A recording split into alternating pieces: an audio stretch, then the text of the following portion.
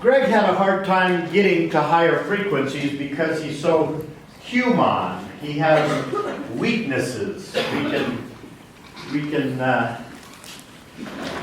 find out all about him by talking to his family. Okay? Now, here we get rid of the human factor by getting rid of the Greg.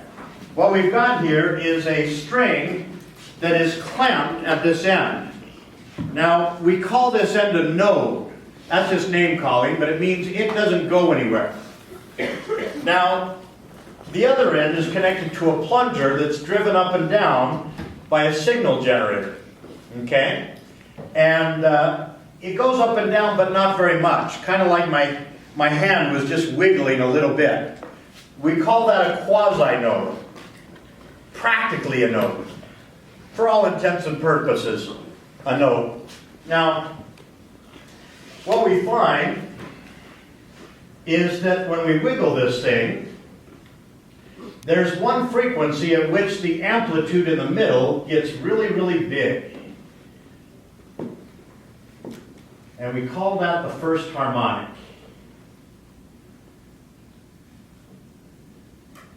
Now, I don't know whether things have tightened up or loosened up since we did it last period, but it used to be around 11 hertz. Now, if I go past it, the disturbance is just going to disappear immediately. That's how you recognize you've gone too far. So I'm up at about 10 hertz, 9.7, 9.8. Oh man, that's gravity. Let's call it 10. And we're at 10.2. Now, the place in the middle where it's moving the most, we call the anti-node, not the node, okay? I call it a football, okay? When you go fast enough, it's all blurred and it just looks like a football. I never played football. I don't really know. So I get up about 11 and it goes away. 10.7, it goes away. Okay? And it stays nothing until I get up to twice that. Well, 10.7 times 2 is like 21.4, right? So if I go up to 21.4, now, you'll notice that now I have two footballs, or two antinodes. And the closer I get to that resonance, the bigger that amplitude. I don't want to go too far, it'll just go away. I want to talk about this first. This point here is another node. Even though it's not clamped, it's not going anywhere. So I have two antinodes, two footballs. Going away, sir. I broke it. Okay. So I'll go back down and approach it from below. So let that be a lesson to you. Don't touch it. Okay? Just keep your hands to yourself. Okay. Now, I get up around 21 and it's going to go away. Pow, there it goes. So where's the next one going to be? 42. 30 something, right? I want to triple it. I want to get 3 footballs. I don't want to double it again. I want to triple it. So it should be about 32, somewhere around there.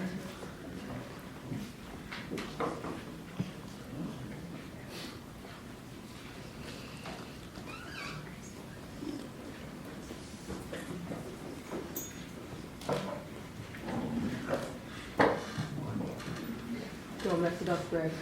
Now I'm going to stop it there because I don't want to mess it up. I'm going to turn on a strobe light, and at the frequencies at which I'm going to use, it's been shown that it can actually trigger epileptic seizures. So if you're prone to epileptic seizures, I would ask you when I turn off the lights in the room, close your eyes and take a nap.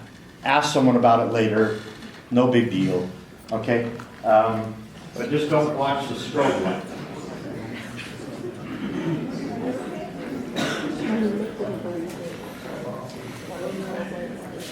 Okay, that's not the darkest it goes. It would appear so. Yeah. Okay. Close your eyes if you are prone. I'm turning it on now. Oh. Yeah, that's what I was looking for. Wow. Now, with the strobe light, I can make it appear stationary.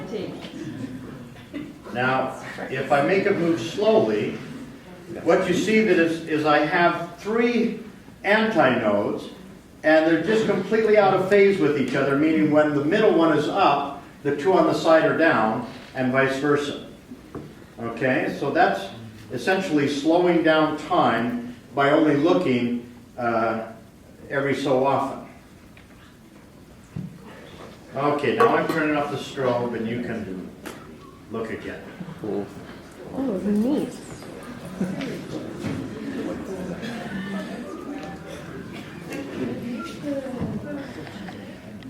Now, I'm going to look for the 4th harmonic, and it's not going to be exactly at 4 times the first because I'm making this thing go so fast that I'm changing the tension in the string.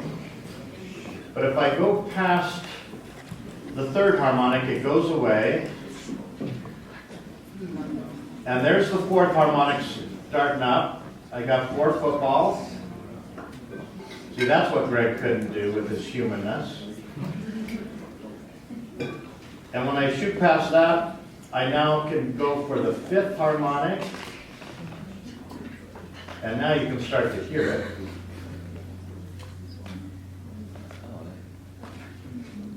Notice the amplitude is not as big because I don't have as much string to play with when I've got to supply it to 5 footballs. Okay, good enough.